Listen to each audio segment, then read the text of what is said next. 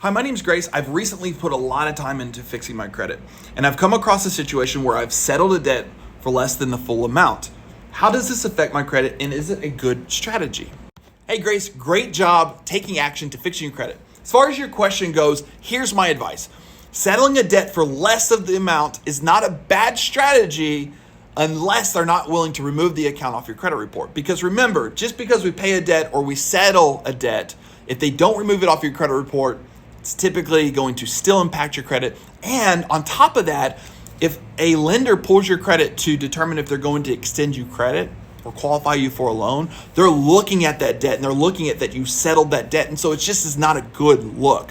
So here's what I recommend. I recommend you dispute the account before you settle it. If you've already settled or disputed it and you're looking for advice on settling the debt, then what I would do is I would negotiate those terms with that collection agency or data furnisher and tell them, look, I'm only willing to pay this debt if you're willing to remove it off my credit report. That's the only way I'm going to settle it. And so in 10% of cases, there are collection agencies and creditors that will agree to that and will allow you to settle it for less and remove it off your credit report and put it in writing. Make sure you get it in writing, by the way. But there are also scenarios where they won't and it gets stuck on your credit report. And so the best option at that point in time is to continue to dispute the account, utilizing different strategies that we teach to be able to maximize your chances of getting that debt removed off your credit report.